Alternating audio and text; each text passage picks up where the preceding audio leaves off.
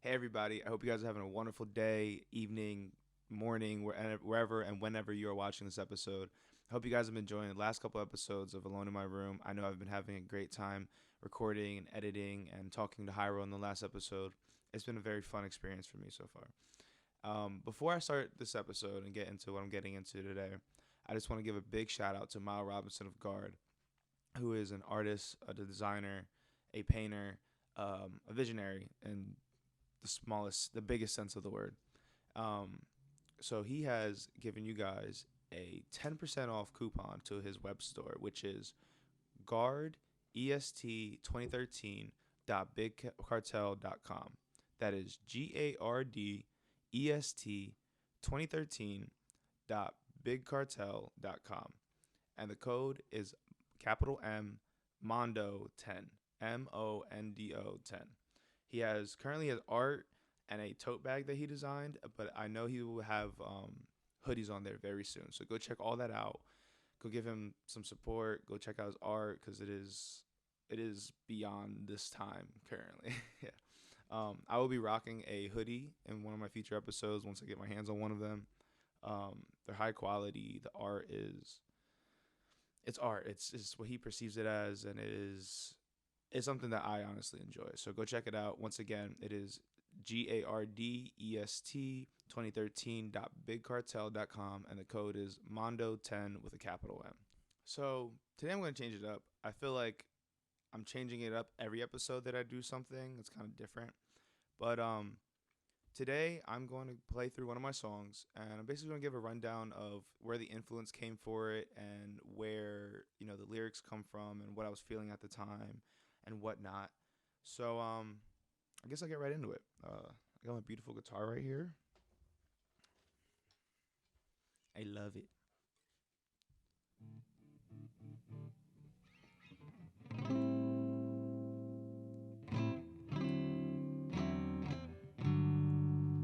So this is a Jazzmaster. It's one of my favorite guitars. I played on Telecasters. I'm a big Fender fan, and I played on Telecasters, Squires, um, Stratocasters. And this is a Squire Jazzmaster, but it sounds beautiful. The craftsmanship in it is amazing. I love the colors on it. The headstock and the neck have this like beautiful like yellowish wood color, and it's like has gold plating and like this tan cream color on the body. And the sound in it is so rich and warm, and it's I'm used to playing acoustic guitar, and I love like heavier stuff and like zingy licks and things like that. But like for songwriting, this is like probably one of the best guitars in my opinion. So the song I'm gonna play for you guys is called Sometimes. Um, I wrote it in the middle of quarantine, and well, yeah, in the middle of quarantine, and it was a time where I was feeling a lot of things, and I didn't know what I was feeling or why I was feeling them, and I had to take time to process them and understand that like the things that I was feeling was okay, even though I didn't know why or what I was feeling. And I was looking out of my window in my apartment at the time. I had about a month and a half before I was going to be homeless because my lease was going to be up. We weren't renewing our lease. I didn't have nowhere to go. If everybody knows me personally, I don't really have contact with my parents that much. And, I do have support systems, but they just didn't have the means to provide me with a place to live and different things like that. Of course, as you can see, things have changed and the universe has blessed me in many ways. But at that time, I was feeling lost, but I didn't feel hopeless. This is where that song came out of.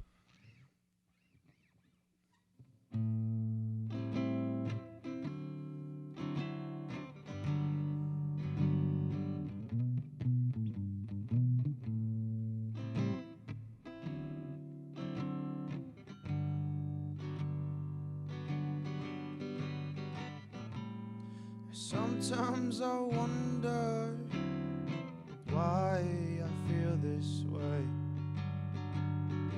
I don't know, but I know that it's okay. Sometimes I wonder how long I will stay your lover till our love fades away. Sometimes under covers, there's nothing left to say except I love you, even when I don't feel that way.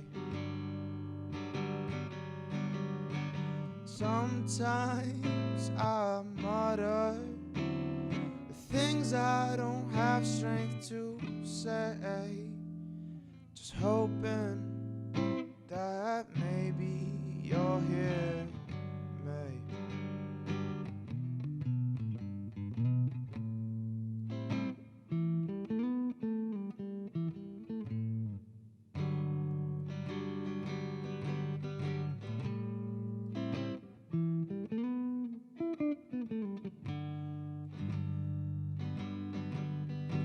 Cause after all the things I've seen, all the places I've been in my dreams, I still can't believe this life is all mine. I'm bursting at the seams, stuck between my wants and my needs, and I still can't believe that I'm doing fine.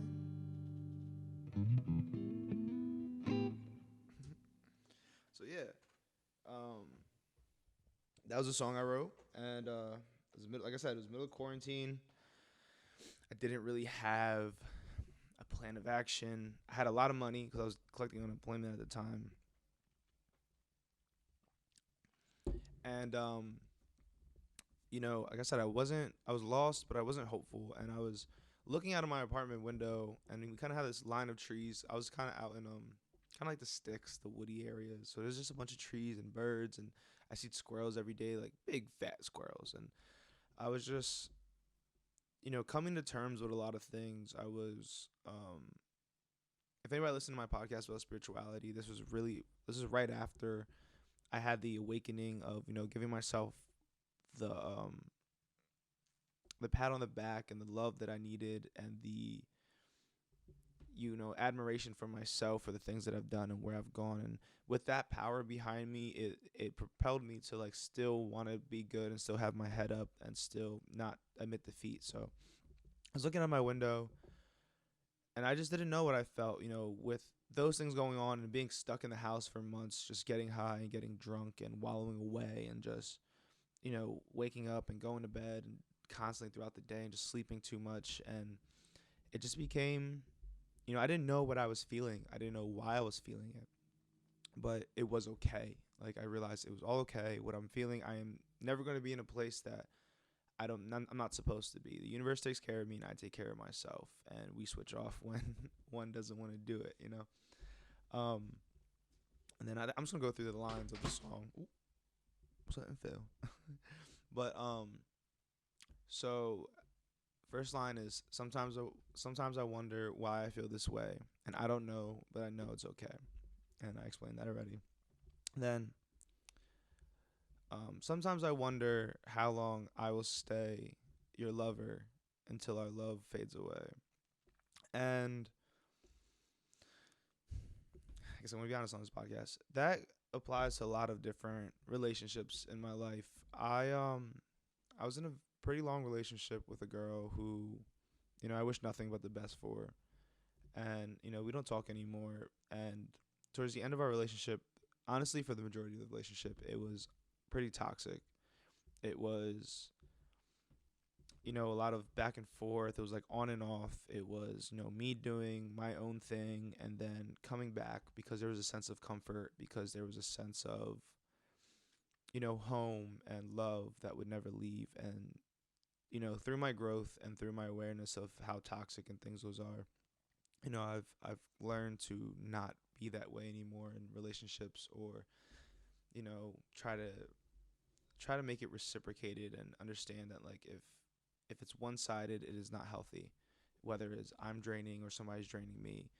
And but that also applies to the other amount of girls that, like, I've been involved with in different ways, because there have been times where I've started talking to a girl, and it's just it's like the honeymoon phase. Even though we're not dating, excuse me.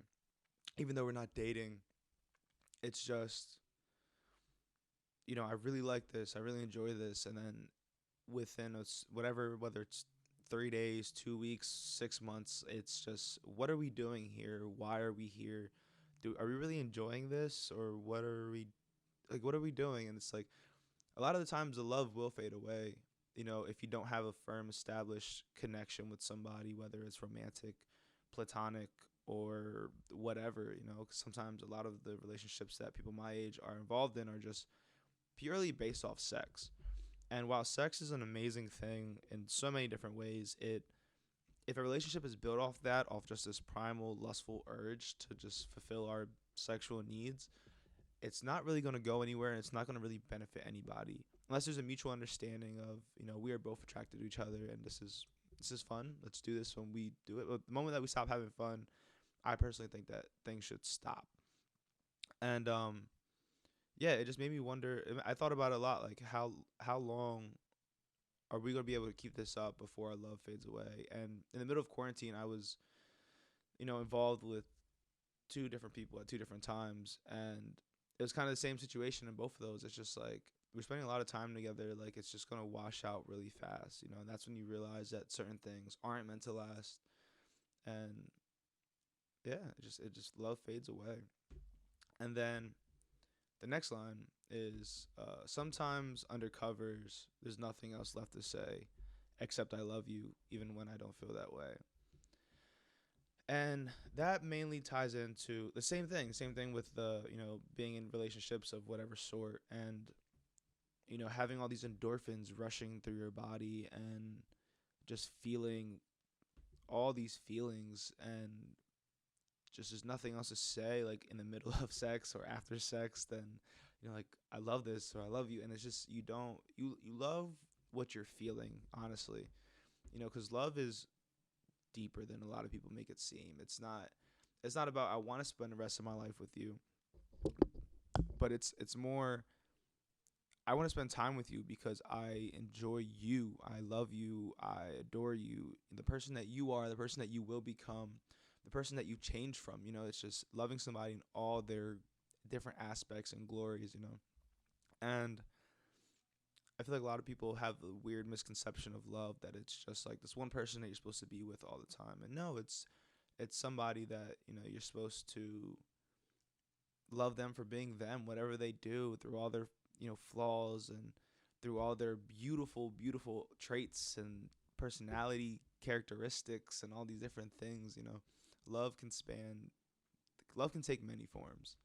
And I just found myself telling girls I love them when in all reality I just love the feeling of getting to know somebody, honestly, and having new experiences with somebody. And then I realized that's what I love in life. I don't, and not to say that I don't love some of the people that I've been involved with, but because I definitely do. I have a lot of love for a lot of the women that I have been able to get to know and to, you know, experience things with. But there's times where I didn't need to say that, and it created different, not problems, but it made things messy, because then they would have this false sense of, I love them, and either like they would get scared or they would, cling to it. And I didn't have the communication tactics at the time to communicate what I needed to communicate, how I needed to communicate it, and stop it from becoming, a toxic thing, which a lot of times it did become. And, I don't regret, but I just wish I would have taken the necessary steps and did what I needed to do to take care of that. And then the last line is, um, sometimes I mutter the things I don't have strength to say, just hoping that maybe you'll hear me. If anybody knows me personally, especially when I'm high, I mutter, like I mumble, and I just talk like this, and I just, a lot, like a lot. And I realized that it kind of just not stems from childhood trauma, but like it's just something I did as a child, and I was like yelled about, yelled, yelled at about it a lot. Sorry. And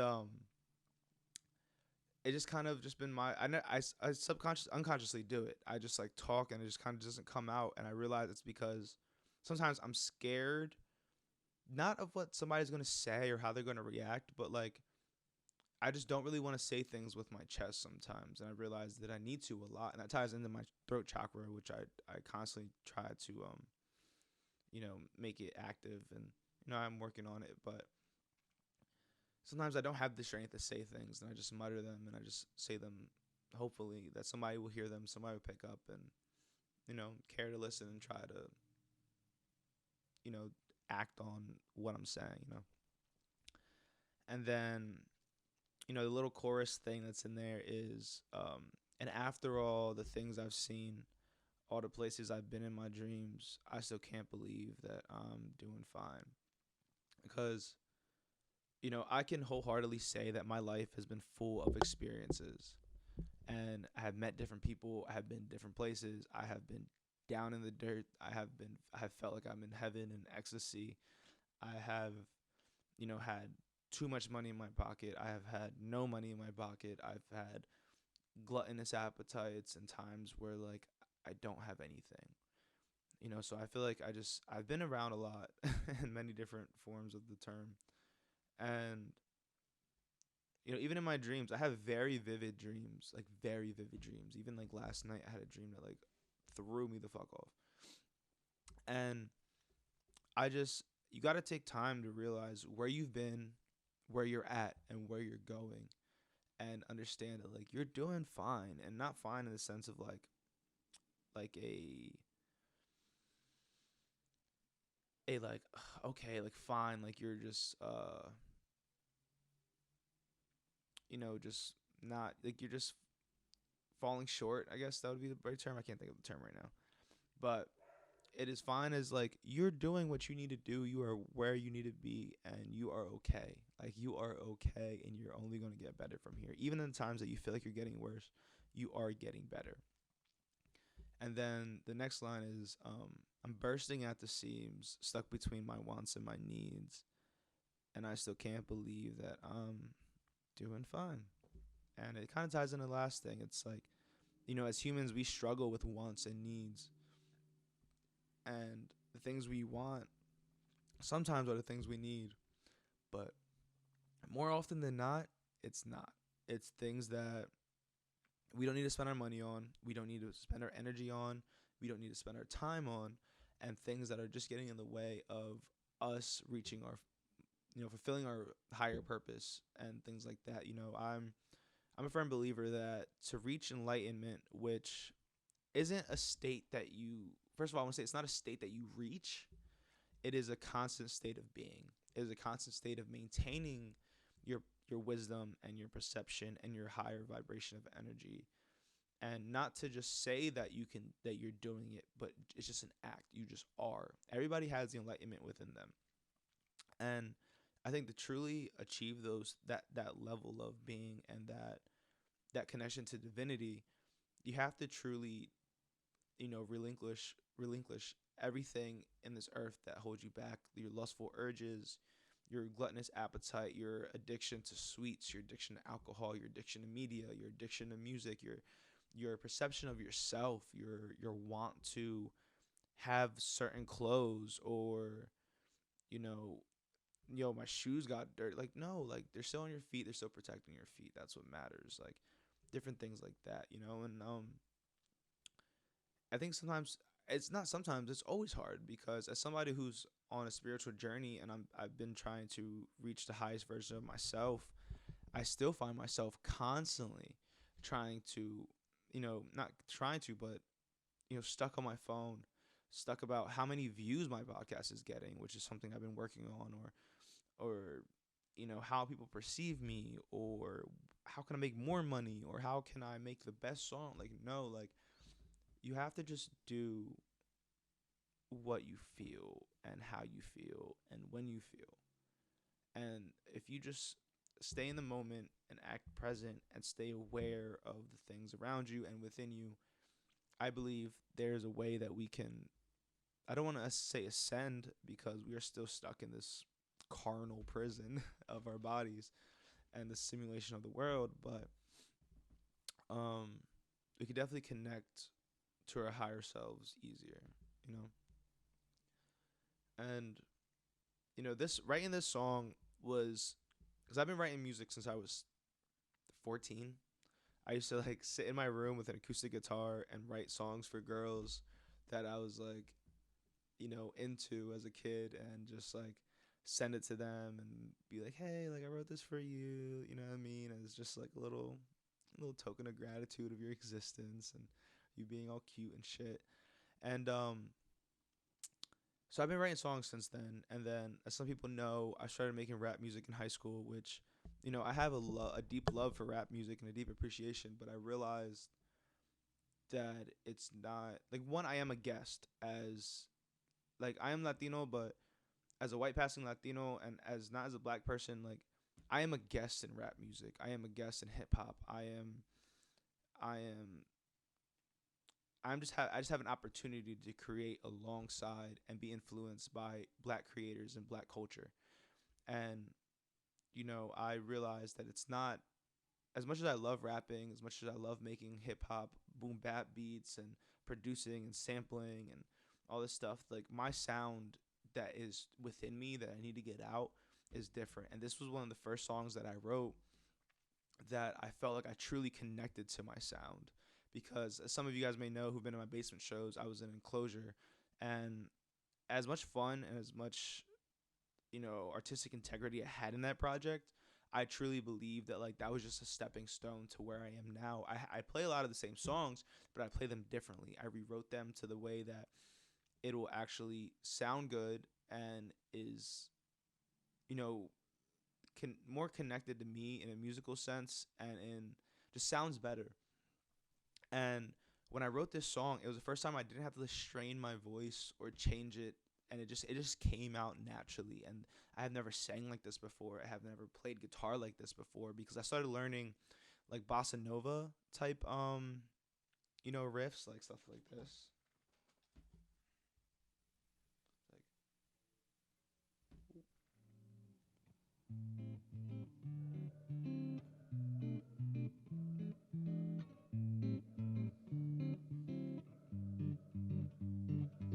yeah.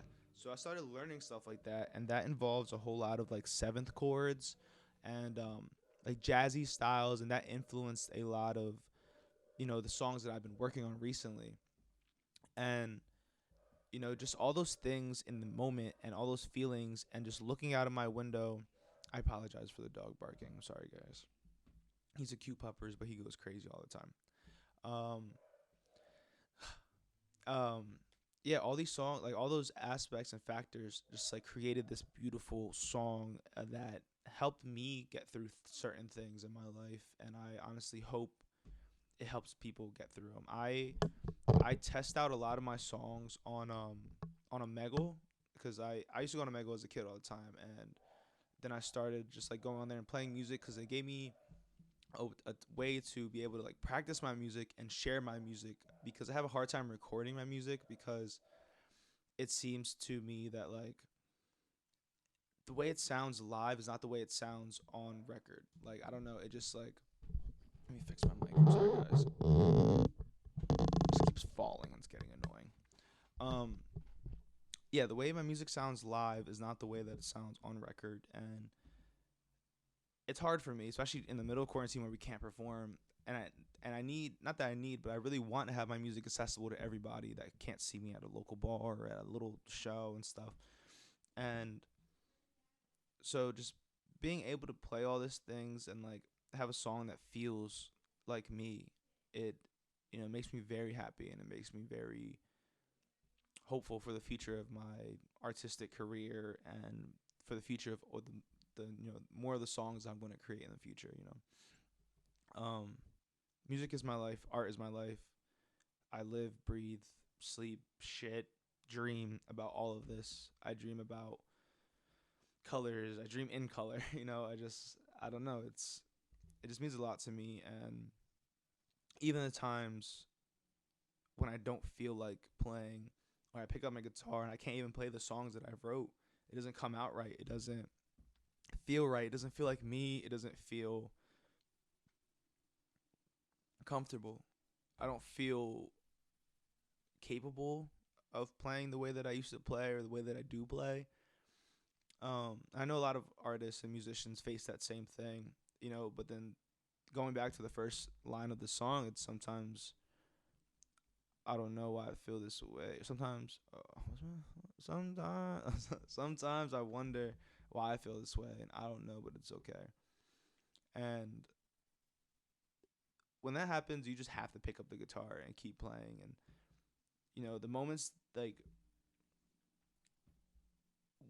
I forget the exact like the quote verbatim, but it was something along the lines of you know inspiration and bursts of creativity pay off every once in a while, but working all the time and sitting at your computer or wherever you record or however you record and forcing yourself not to make music, like not to say that you got to force yourself to make something, but forcing yourself to try to get something out of your head pays off more often, because the times that you feel those things where you can't feel, those are inspirations for other things, you know and yeah, this is just one of my favorite songs that I wrote, and I'm just happy I've been able to share it with you guys. I have a live performance of this song that I did at a secret location called the Round Table that a lot of me and my friends used to go to as kids. It was done by a local Gavin Loper, who creates under Biscotti Boy. I will put a link below, and I'll throw one up here. Yeah, and yeah, check that out. I'm gonna have music coming soon. I got if anybody knows Miko, Mike Del Vecchio, we got a song coming very soon called Emotional Problems. A little more in the R&B hip hop realm, but I'm very excited. We've been working on it for almost a year now, and it is probably one of my favorite collaborations ever. So keep an eye out for that. We got art coming from one of our good friends, Bree. Yeah, so just keep an eye out for everything. And also make sure to get you some guard art. Once again, guard. GARDEST 2013 bigcartel.com, and the code is Mondo10 with a capital M. You get 10% off any purchase. There's a tote bag and 3 pieces of art right there right now. And I know very soon there will be another restock of hoodies and possibly shirts. So yeah, go check all that out. I hope you guys have a wonderful day, a wonderful week, a wonderful month. Make sure to breathe and drink your water. Love and light to all of you guys. Take care.